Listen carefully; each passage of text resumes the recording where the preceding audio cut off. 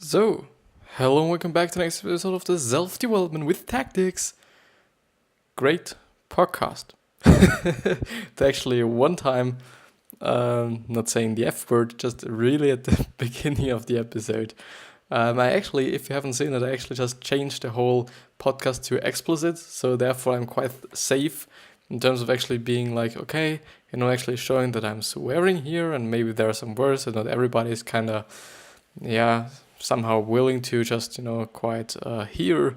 And I think it was quite a good idea to actually just show it to the people, okay, this may be something that might be a little bit too tough for you if you're just a really, I don't know which kind of person. But I'm back here again with quite a great summary, I would say. I wasn't quite sure about if I actually should go through it at first, because it's something like, it does nothing have to do with self-development, and which is basically the base of, quite what I'm doing right now. Even though the thing is, with the self-development area and the whole kind of concept, or the whole kind of word self-development, you can just put so many things into it.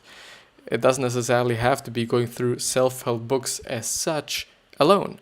You can also go through, marketing, I would say, because this is just also some kind of developing a part of yourself in a way. It definitely is, because you're gaining a lot of knowledge. And I would also say without quite being like, I'm just saying this so that I actually can go through whatever I want. Definitely not. I'm quite looking at it, and I think I will just go through whatever I want, because there is no audience yet that somehow can decide whether I'm going through this or that or this or that. But at the end, I do think, or just in the future, I will totally be making these content, or that content that people actually want to see, or the people that actually following me and my stuff actually want to see. But actually, today we are going through to actually make it a little like this, I would say. We actually go through Straight Line Persuasion, the summary and review in PDF. And if you don't know, is this working? No, it's not. I thought so. So now make it like this, and now make it like that. And the thing is quite great. I hope the size of the window next to me is quite okay, and I do hope that you can read everything, which is something that I quite, I'm not feared about, but I do think, if I'm actually just projecting the whole window there, it should actually be readable as well. So, to kind of fulfill the purpose of the actual screen there. And today, actually want to kind of keep up with the thought of actually going on it with a little bit more ease. The other few episodes, and I think all the episodes I've done before, were quite like straight in terms of me actually being not too relaxed, but somehow too into, I want to prove to the people that I can turn, or something like, okay, I want to bring value to the people, and whatsoever, without quite just looking at how I'm actually just talking, or how I'm actually just making these episodes.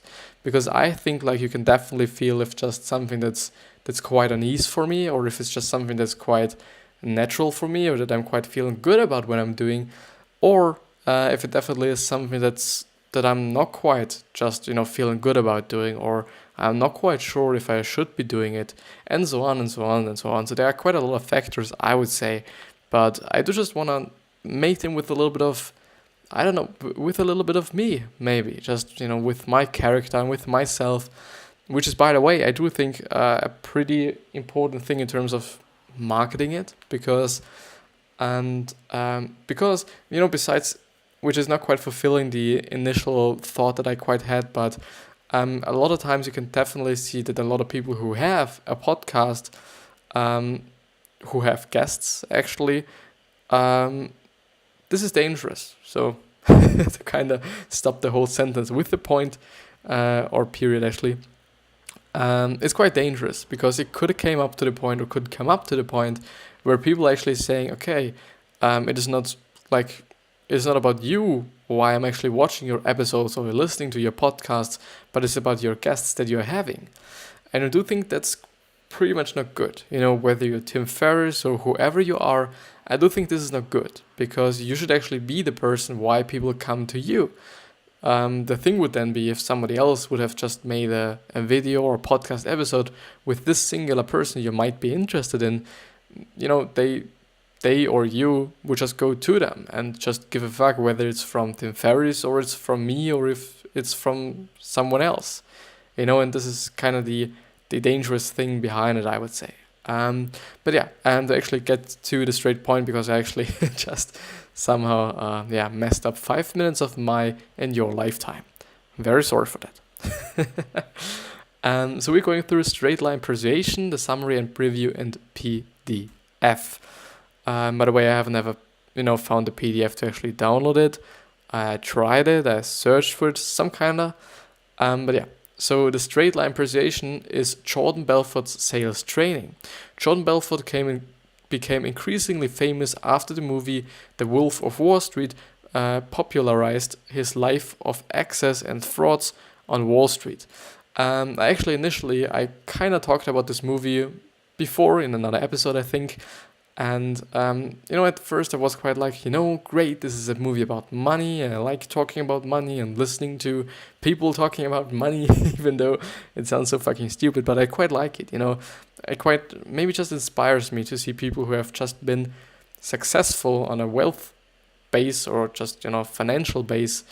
I just like to listen to them, or it seems to me like, I don't know why, especially even though that I'm not quite a person that's pretty materialistic or quite, I don't know if actually I'm a capitalist. I don't know, I like money, I like having money. Maybe I am, I don't fucking know.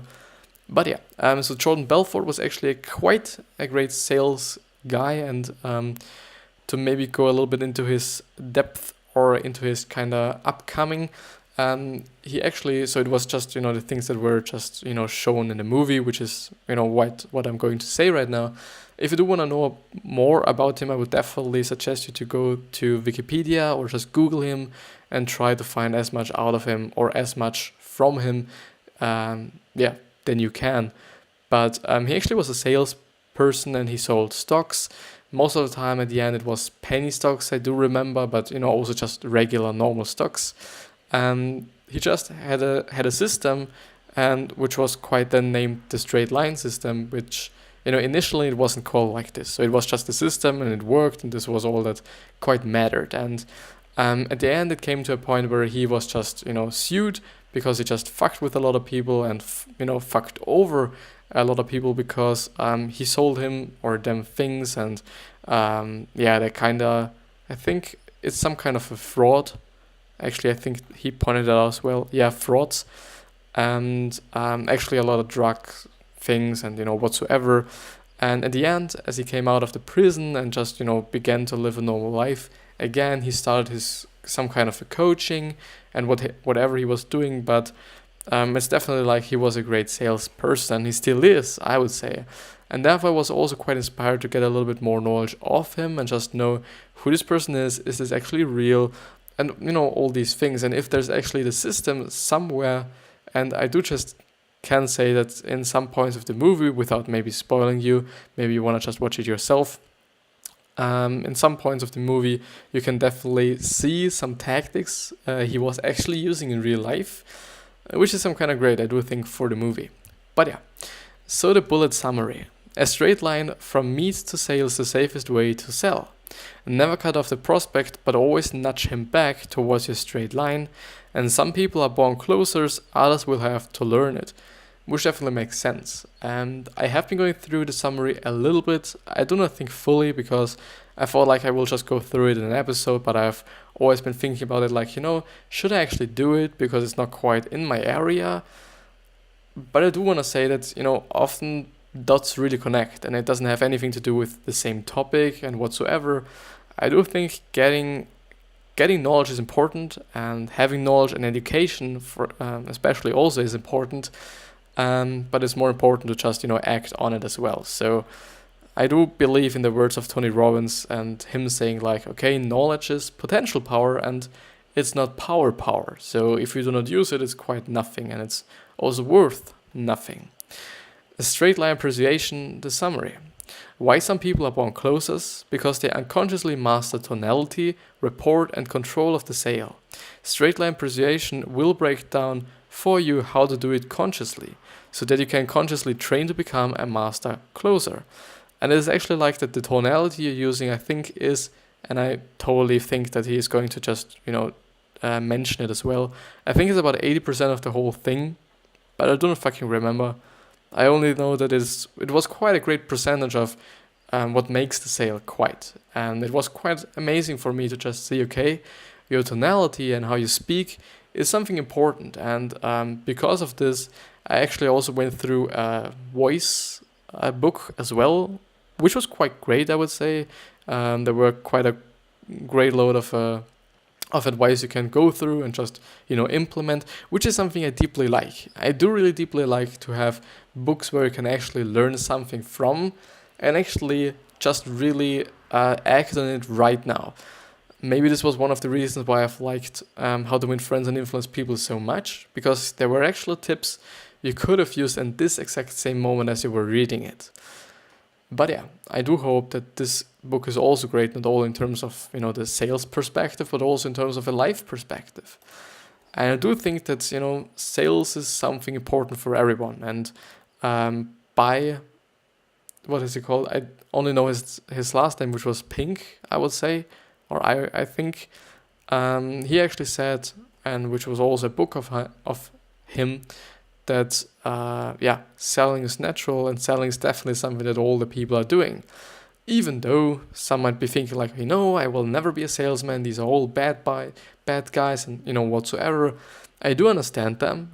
If sales guys are so incredibly influential and so incredibly good that they actually can pursue you to buy something that's totally invaluable to you, then it's something to be feared of somehow. If you're just kind of a dumb motherfucker and you can't no, I just don't want to insult you or anybody out there. Maybe it happened to you. If it happened, maybe you just learn from what he was saying, what she was saying, and just do it yourself.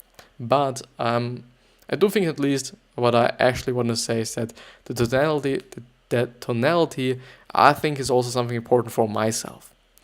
But yeah, the first point is 3 tenets of straight line persuasion. Pursuing is helping people to overcome the internal obstacles that prevent them from taking action. Jordan Belfort says that the key to selling is to maintain a control of the interaction. And that's why he coined the term straight line. You want to lead the prospect straight to the sale. These are the 3 tenets of Jordan Belfort's straight line persuasion. The first one is develop rapport quickly. The second one is gather intelligence. Do they have the money? Is the product a good fit? Are they ready to go? And the third thing is control the interaction. Controlling the interaction means that without breaking rapport or pushing, you gently nudge the prospect back towards the straight line towards the sale. Pursuing is empowering people. And therefore, and this is also something that Jordan always, because I went through some of his speeches and some of his, I think it was only speeches. I wouldn't say that there were some kind of a conference or something in there. And you can totally find them on YouTube as well. And they are quite interesting. I just wanted to see how he's acting in real life, what he's doing. And I do have to be honest, it was just, this some kind of video, but it was somehow like, I thought like he would just immediately catch the whole audience and everyone was be like totally just, wishing that he's just, really just spitting the words that they need and whatsoever. So, but it wasn't, it was quite normal, and, it could totally be because they were all students and not really people that quite, I think, paid for the whole thing. So there might have been a lot that weren't just interested in what he was talking about. But what he always mentions is that there's always a good thing or a good side and a bad side to use what he is telling or teaching the people that are actually either going through the book, because there is a book on it, and I also thought, this is actually the book, but there's also the program, and which is fairly expensive, I think, like $1,000 or something, or $600 or $700, something like this. So it's fairly something, it's totally not that expensive, to really be honest, because, there are way way expensive or way more expensive programs out there, totally. The second one is art of prospecting. Prospecting means finding people who are interested while at the same time you are weeding out those who aren't going to buy without wasting any of your time and also their time. It's not always about yourself. It is quite often about the other people. Like most of the time, I would say. Qualify as quickly as possible while still keeping report and end user script. Similar to the advice of other sales beasts such as Brian Tracy, Belfort recommends you work backward from the amount of money you want to make yearly until the amount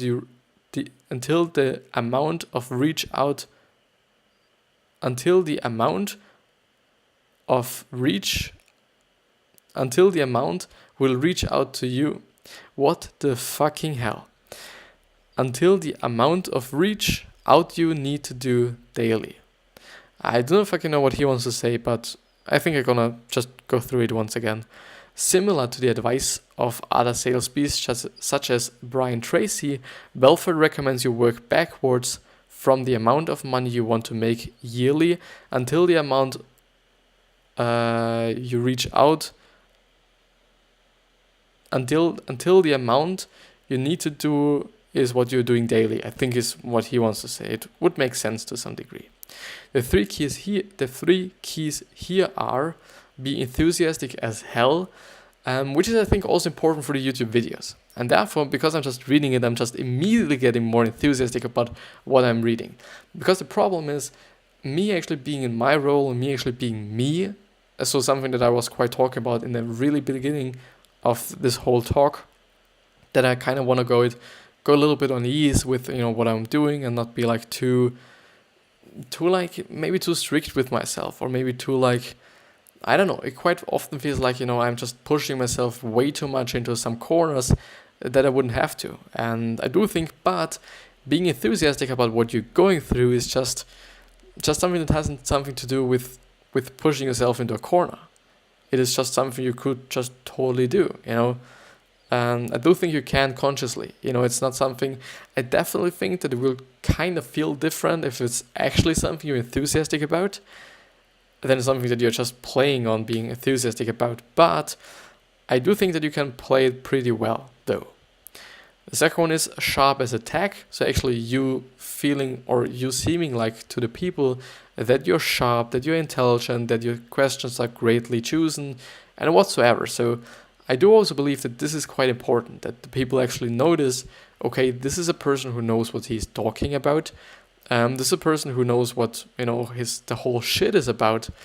This is a person that is quite sharp and, knows how to figure out what's working for me, maybe. And the third one is a figure of authority, which is, at my point of view, also pretty important. If people really notice that this is, or that you are maybe a person that's quite not such an authority and maybe some kind of a child or whatever, I don't know if they will be just so somehow not honest to you. I'm just searching for the word fuck. Never mind. Let's go on. So dials are the only things you can always control. There are a lot of things you can control actually, but actually focusing on the things that you cannot control is something that you should immediately stop. And if it's the weather, if it's other people to a big degree, I would say, to some degree you can totally just somehow not manipulate them, but maybe change them or just influence them. I like influence. Because I think it's just what it is. The people that are around you are definitely influencing you. Even though you might be thinking this is complete shit and this is not what it is. Even though you're smoking weed all day long, I'm not doing it because I have the discipline. They're not some kind of manipulating me. It is. It is quite always something that I thought myself was somehow stupid, and people always being like, just watch out the people that are around you. They shouldn't be negative. They shouldn't be this and that and, whatsoever. I do believe in it. I do really believe that the people that are around you are really, really, really influencing the person who you are, even though they are just themselves. And I don't know, I think it doesn't have anything to do with peer pressure, but actually just something that's subconscious, you know. If you're just hanging out with millionaires, I would say that you're definitely just, you know, you're definitely being adopted, or you definitely will be adopting all the thought patterns these people have. You will be more somehow just, I think, more knowledgeable in the topics these people talk about. And I think you will totally just read more about it, so that you can actually contribute all the somehow conversations you will have with these people, so that you actually some kind of feel important. And actually feeling important, and there was one other thing. Feeling important, though, is just really important for every singular person, and status. Yeah, totally. Feeling important and status. You know why so many people want to drive a Ferrari? Because they want to see how the people are looking at them if they do. And it's quite not about actually the Ferrari. It's not about, it being fast or it being expensive or whatsoever. It mainly is quite about how other people will then see this person who is driving the Ferrari or the Lamborghini or whatever it is. Even though you might also there be thinking like, this is not quite true. I don't think that. It is quite often. I really don't want to say that it's all the time like this. There definitely will be some, just car enthusiasts that just really like cars and just really want to drive them. But often just people like to be just seen as someone they maybe are not. And it doesn't even has to be a Ferrari. It also could be a BMW if you just, because I think this is actually one of the main reasons why we actually pay or buy brand stuff, whether it's clothes or shoes or, whatever it is. I think it has something to do with how then people will just, look at us or feel about us or just, whatsoever. And therefore I just really understand and I really just also believe that actually giving a fuck about what all these people are telling you, what these people are thinking about you, is really important. Because if you just really give a fuck about what Tony is talking about you or, Linda is talking about you, just give a fuck what they're talking about you. If you can do this, I think your life will be just, step up a little higher, just immediately. I totally think that. But the third one, and I think actually one of the longest one and one of the most, actually not long, but one of the more important ones is the third point, and mastering tonality. And this is where straight line persuasion start hitting its stride. Belfort begins with my favorite part of the course, reading the script and breaking down what works and what doesn't. He focuses on tonality here, and as you can imagine, it cannot be properly explained in text. Belfort says that tonality develops rapport at an unconscious level. Take, for example, this script. Hi John, this is calling from Global Capital in Tampa, Florida. How is it going today? When you raise your voice at Florida, you show pride of your job and conviction. So hi John, this is calling from Global Capital in Tampa, Florida. How is it going today? Great. Now, if you recall, you attended a seminar last Friday at the Marriott Hotel with one of our top Forex traders, James Arnold. Does that ring a bell? Go up at the end of each block as if you were adding right and agreeing with him, and you will be built an unconscious yes ladder. When you slightly raise your voice and ring a bell, it communicates you expect them to remember.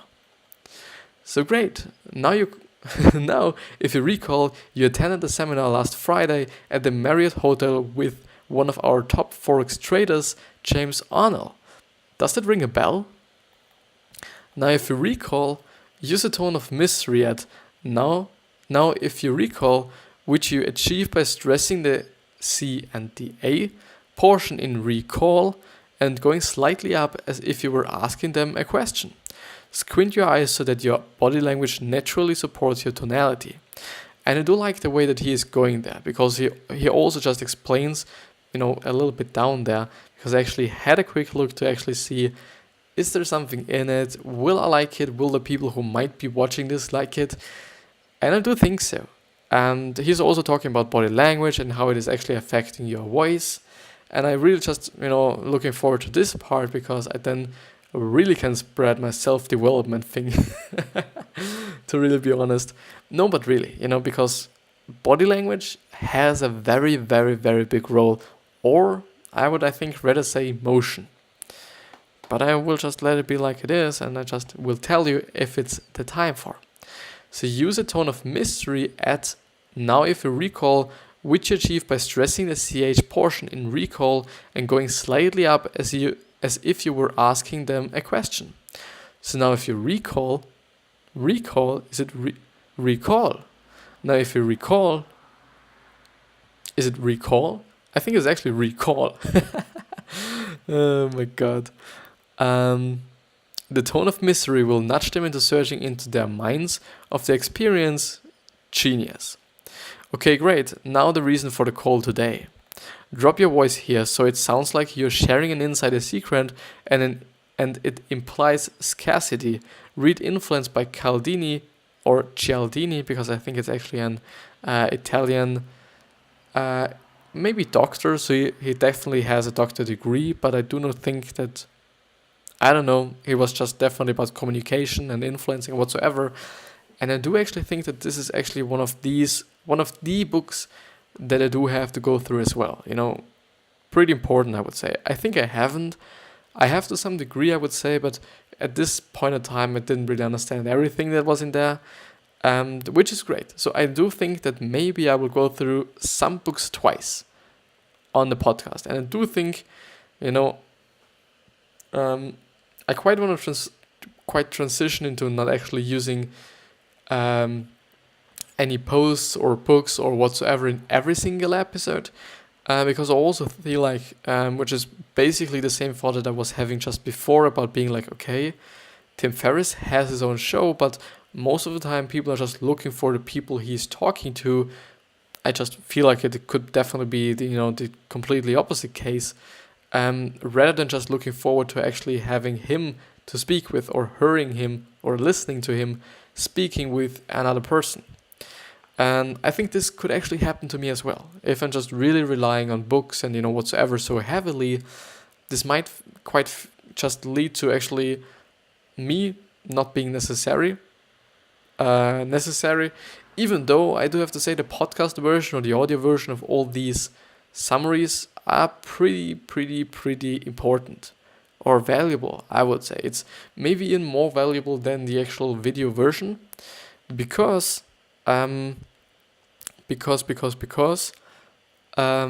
there's no other way to actually listen to what's in this certain site, in this certain book summary, without watching me or without listening to me, which is great for me, at least. If some people do not like my voice, it is shitty, definitely.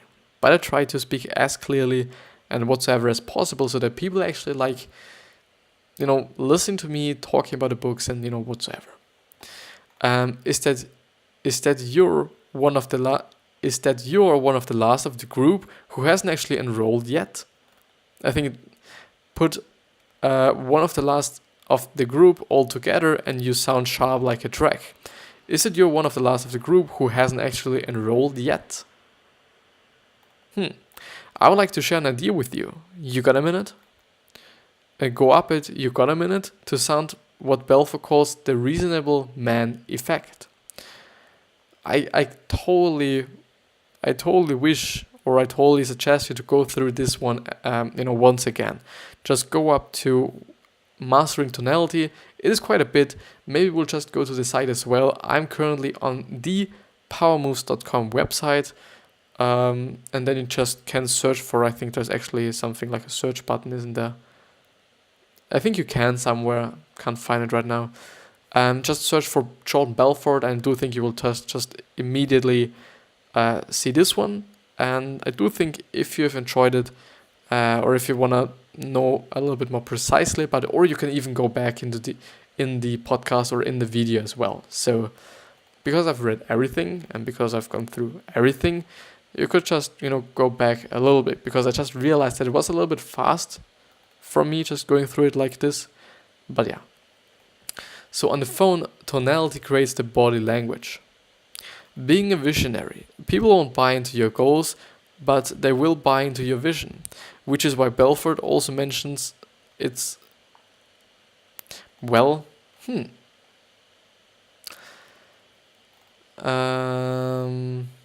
I will go through this. So the fourth one is being a visionary. People won't buy into your goals, but they will buy into your vision, which is why Belfort also mentions it's important that you find your why, which is definitely something that's not quite, the first time you can see this, and or if you read it, hopefully, because a lot of people, especially, start with why.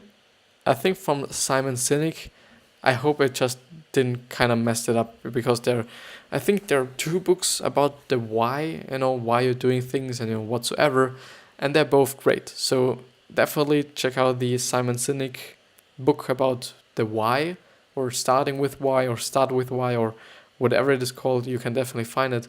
I actually made an episode on this as well, but maybe you can find it.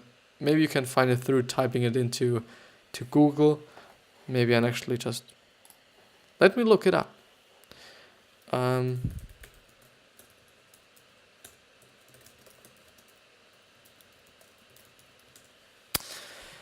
Maybe I'll.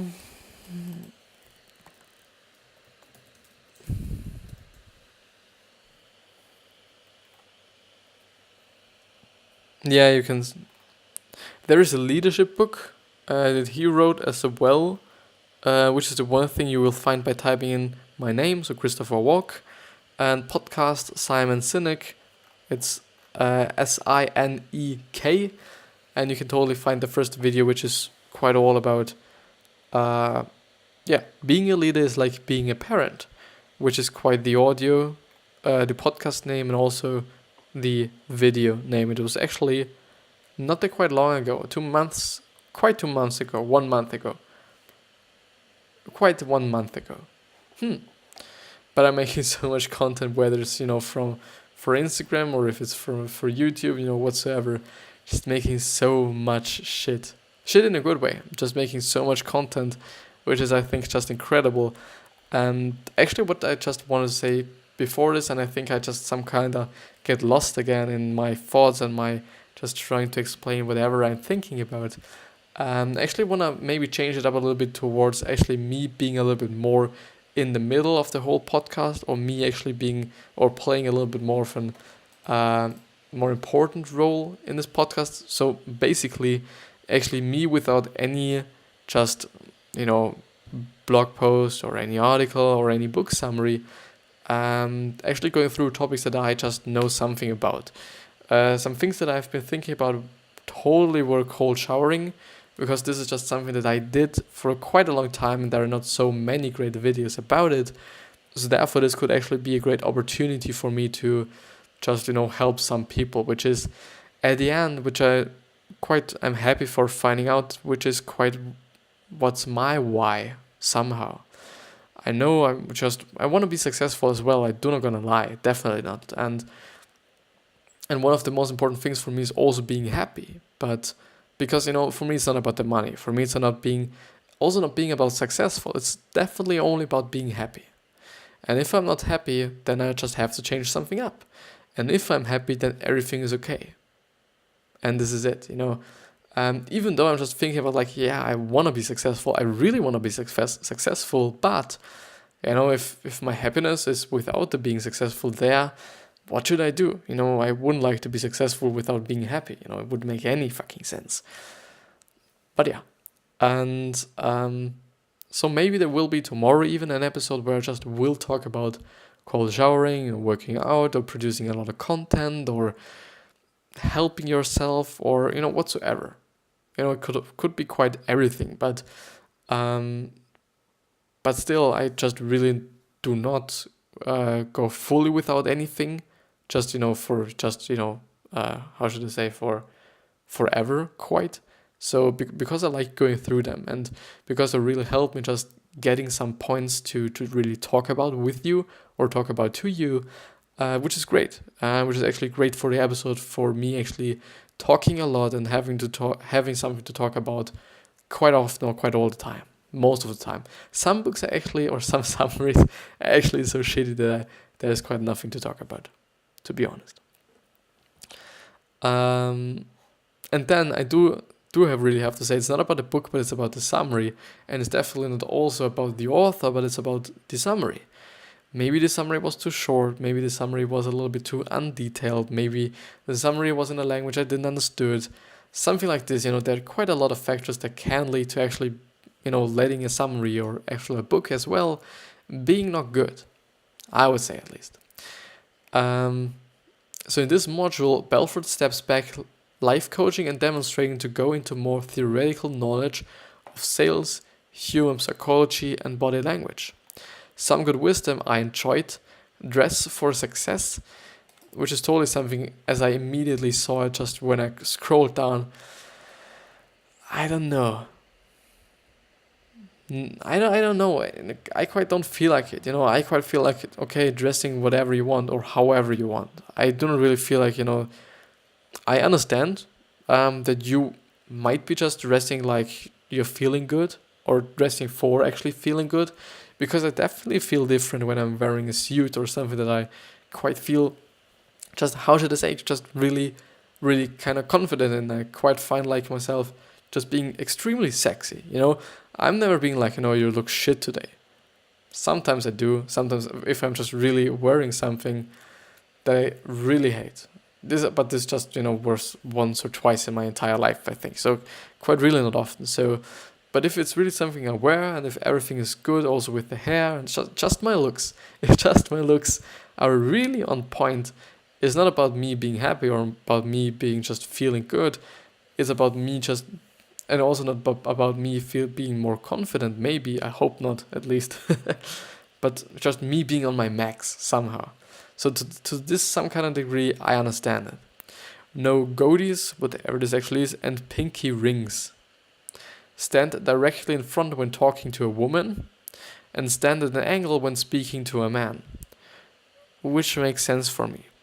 The thing is, which was also something that I quite understood or I learned through other books, and I will definitely suggest you to go through the definitive book of body language, which I've also featured on my channel or on the podcast, and please go through it. There's so much value in it.